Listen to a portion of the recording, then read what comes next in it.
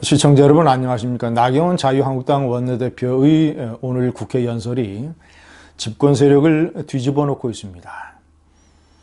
집권 세력은 흥분하지만 결국 진실의 칼에 급소를 찔린 겁니다. 오늘 나경원 대표의 연설은 문재인 집권 이후 20개월 동안 야당에서 나온 연설 중에서 가장 정확하고 파괴력 있는 것이었습니다. 연설이 가져야 되는 두 가지 필수적인 요건을 갖췄습니다. 첫째는 쉽고 간략하게 팩트를 전한다. 두 번째는 마치 판사가 판결문을 쓴 것처럼 문재인 좌파 정권의 실정과 폭주를 조목조목 낱낱이 빠짐없이 고발하는 것. 이 두 가지 측면에서 나경원 대표의 연설은 높은 완성도를 보여주고 있습니다.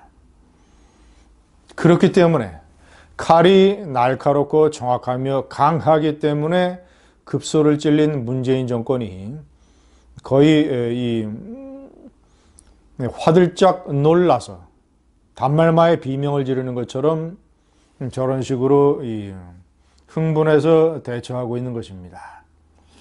제가 연설의 전문 중에서 제가 제목에 나경원 대표의 5개의 칼이라고 표현을 했는데 우리가 사실 늘상 평상시에 잘 알고 있는 것이지만 다시 간략하고 정확하고 또는 이 생명감 있는 표현으로 어떻게 그 5개의 대목을 칼로 찔러댔는가, 그 5개의 칼을 제가 소개를 한번 해드리겠습니다. 자, 첫 번째 1번은 전체적으로 문재인 좌파 정권의 실정과 폭정을 역사적으로 규정을 하는 것. 자, 이 두 번째는 경제의 추락.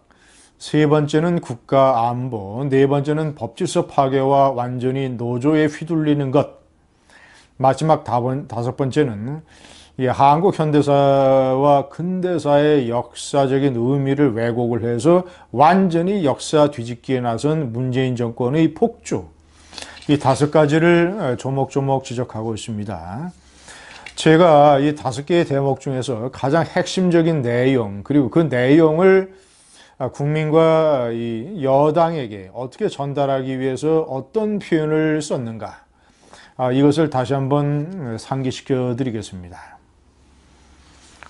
자, 1번 총체적인 평가에서는 이 대목이 상당히 의미가 있습니다. 한강의 기적의 역사가 기적처럼 몰락하고 있다.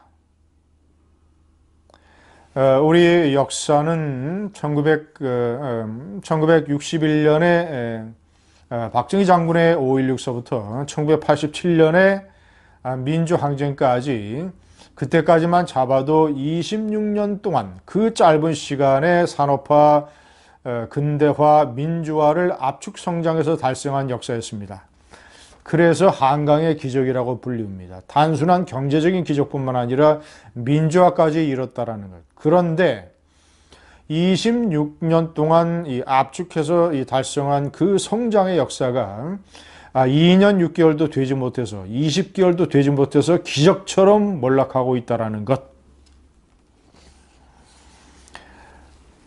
자, 두 번째는 경제정책의 실정과 이 추락과 혼란을 지적을 하면서 이것이 단순한 어떤 정책적인 오류를 넘어서, 자, 그리고 이 국가를 실험의 대상으로 삼는 이런 시행착오나 이런 차원을 넘어서 헌정농단이라고 표현을 했습니다. 위헌이라고 표현을 했습니다. 자, 그리고 현재 문재인 소득주도 성장의 폐해에 시달리고 있는 이런 청년층, 서민층들의 고통이 왜 왔는지를 아주 쉽게 표현을 하고 있습니다. 한번 들어보십시오.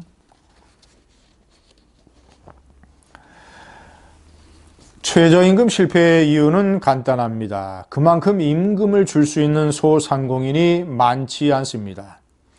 자, 그렇다면 결론은 해고, 실업, 그리고 소득 상실입니다.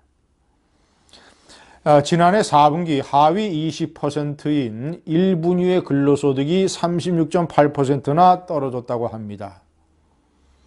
최고의 복지인 일자리가 증발하는데 어떻게 국민들이 더 잘 살 수 있겠습니까? 문재인 정권의 경제정책은 위헌입니다. 자, 세 번째 대목, 안보와 대북정책입니다. 자, 이것은 집권 세력을 뒤집어 놓은 김정은 수석 대변인인가? 이 문제를 제기한 그런 내용입니다. 자, 이것도 이 하노이 사태, 외국의 전문가들이 이제 한국의 문별청과 언론은 합의가 없이 끝났다라고 마사지를 해서 표현을 하지만, 제가 이 언론을 통해서 접해보는 외국의 전문가들은 분명하게 얘기를 합니다. collapse, 붕괴라고 얘기합니다. 붕괴. 회담의 붕괴, 하노이 사태. 자, 그 붕괴 과정을 자세하게 설명을 하면서 북한의 비핵화라는 것이 완전히 허위다. 이것이 세상에 드러났다. 그런데 문재인 대통령 정권은 알고 속은 거냐?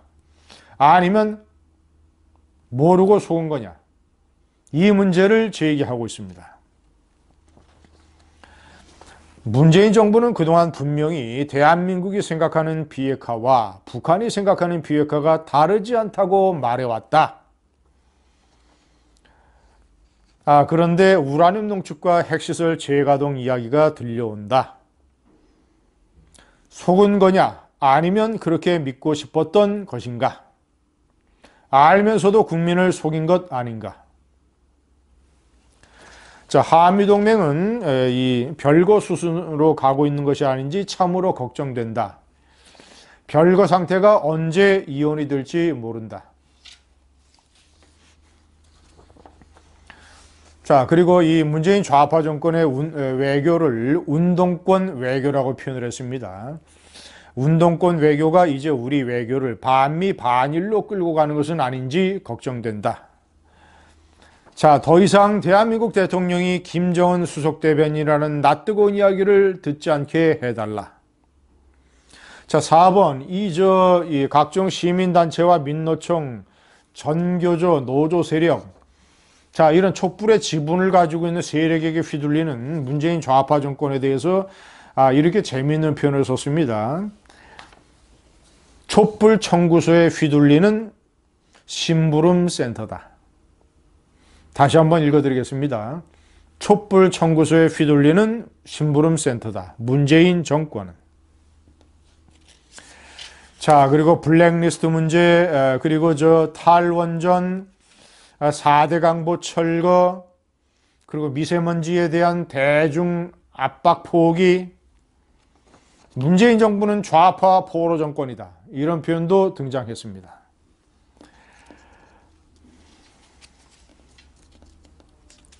자, 전교조 문제, 사드 밀양 송전탑, 제주 해군기지 광우병 쌍용차 집회, 불법 폭력 시위자들을 3.1절 특사로 풀어준 것. 이 좌파 촛불 지분자, 이 촛불 청구서에 꼼짝 못하는 심부름센터 정권. 자, 그리고 사법부 김경수 구속판사에 대한 기소 문제.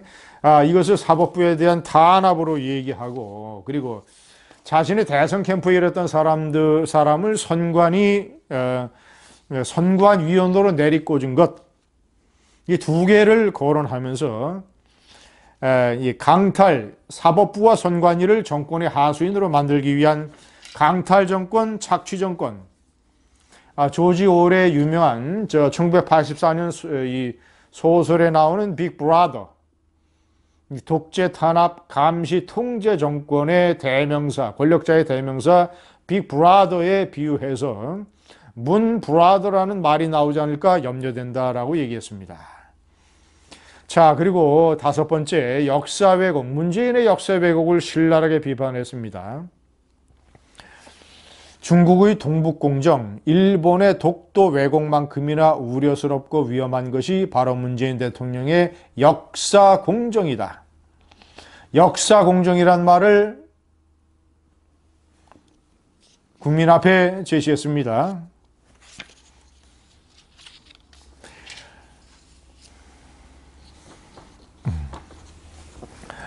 자, 마지막 결론 부분입니다. 결국 자신들만이 오직 선이요, 정이며 모든 반대 세력을 악과 불의로 규정하는 이분법과 선민의식에 찌든 정권이다.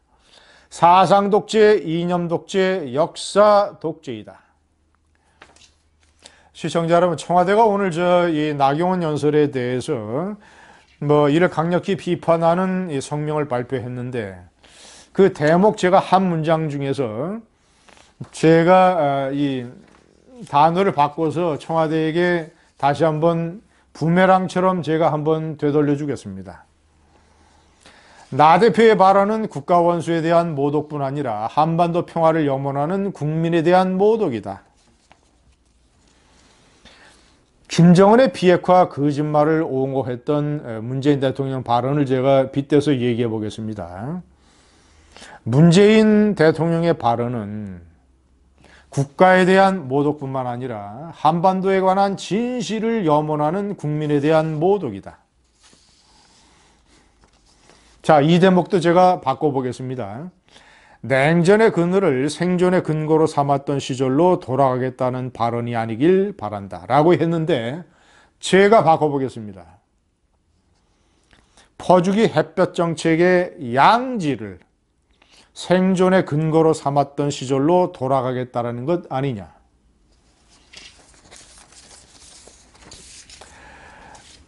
나경원 대표의 연설은 쉽고 평이하고 이렇지만 내용에서는 조목조목 다 문재인 좌파 정권의 폭정을 지적하고 있습니다.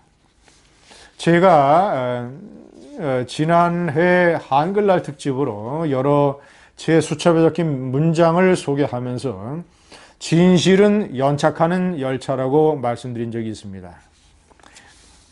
20개월 만에 연착했지만 진실의 열차가 도착하고 있습니다. 감사합니다.